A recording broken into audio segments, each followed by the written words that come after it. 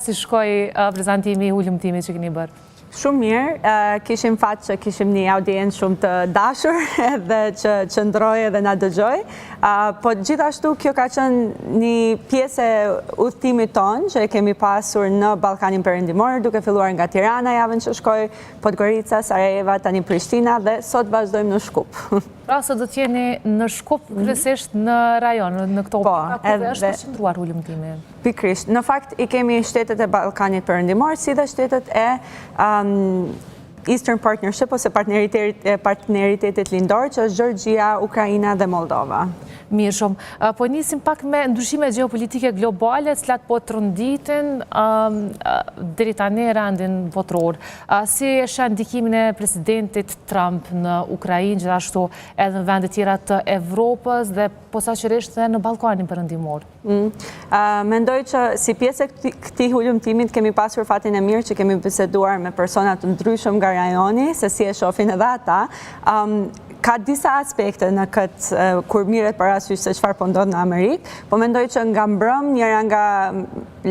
mësimet kryesore ishte fakti që si po qeveriset tani në Amerikë edhe mënyra se si politikat domestike janë duke u rënditur, kanë një impakt shumë të madh edhe për shtete tjera, sepse bëhet një praktike e demokracisë që nuk është më aq demokrate në aspektin e vlerave dhe kjo ka ndikim për gjithë. Si neve në Ballkan, si në Evropë për shembull e shohim rritjen e të djathtës ekstreme, kështu që mendoj që në këtë aspekt të praktikave demokratike do të shohim shumë efekte që janë të dëmshme. Kurse në më specifikisht në rajon, mendoj që njëri nga mësimet që nxorëm mbrëm ishte fakti që jemi mësuar neve me trazira, kështu që trazirat nuk janë diçka e re dhe ndoshta kemi zhvilluar një farë lloj rezilience, një farë lloj force, po imuniteti bile, edhe kjo mund të na ndihmojë duke ecur përpara, por gjithmonë nëse jemi shumë të vëmendshëm edhe nuk e lëm demokracinë që të bjerë mbrapa dhe praktikojmë atë ditë për ditë, normalisht që janë edhe këto aspektet më të mëdha se si afekton politikat e jashtme Amerika, edhe mendoj që këtu ka shumë pasiguri. Nuk do mund unë të thoja se çfarë do bëj Amerika, sepse mendoj që askush nuk e thot dot saktësisht, po fakti që ka një pasiguri të këtij niveli na bën gjithëve që ndalohemi pak edhe të mendojmë pak më detajisht se si të vazhdojmë përpara. Po mendoj që gjithmonë fillohet nga një demokraci e shëndosh, ajo është baza më e fortë që mund kemi në domethënë kur i shohim këto ndryshimet e mëdha gjeopolitike. Nëse ndalemi tek demokracia e Kosovës, ne kemi parë që zgjedhjet në Kosovë kanë konfirmuar një farë qëndrueshmëri të demokracisë, megjithatë njëkohësisht nxorën në pa edhe sfidat që i kemi në vendin tonë, sfidat shumëta politike. Cilat janë këto sfida dhe si mund në fakt të adresohen? Mendoj që fjala për post zgjedhjet në Kosovë do ishte reforma. Siç thatë ju, është dëshmuar që votuesit janë kritik, domethënë nuk kemi një votim që është i njëjti si radhën e kaluar, tregon diçka të mirë, domethënë që votuesi e mendon, e vlerëson, edhe ndonjëherë edhe ndoshkon. Kjo është gjë e mirë. Po nga ana tjetër shohim që partitë politike kanë nevojë për reforma të brendshme, si dhe në lidhje me qytetarët, po edhe për shembull mediat kanë nevojë për reforma, sistemi zgjedhor ka nevojë për reforma, kështu që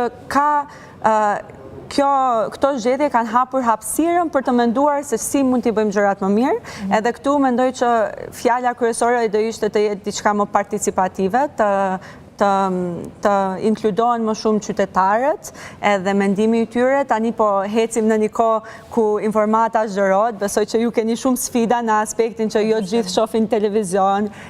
shumë njerëz shohin TikTok ose media tjera sociale, kështu që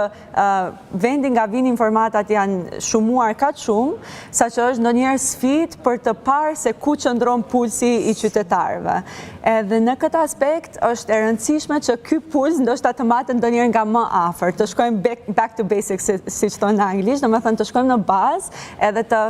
të mundohemi të ndërtojmë nga poshtë lart. Në qartë. Nëse ndojnë një pak dhe tek vendet të tjera, veçanërisht tek protestat në Serbi, që kanë qenë të shumta, një prej protestave më të mëdha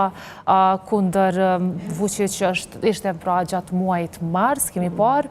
por a mund të themi që këto protesta do ta bëjnë një pikë kthese në Serbi, a mund të besojmë në të? Mendoj që po, deri në atë që mua më jep shpresë fakti që shumica e të rinjve që sot protestojnë në Serbi, ndoshta nuk kam parë politikan tjetër ose lider tjetër veç Vučićit, sepse ai ka qenë në pushtet gjatë kohë. Kështu që fakti që ata po dalin në rrugë kundër një figure autoritative që kam parë në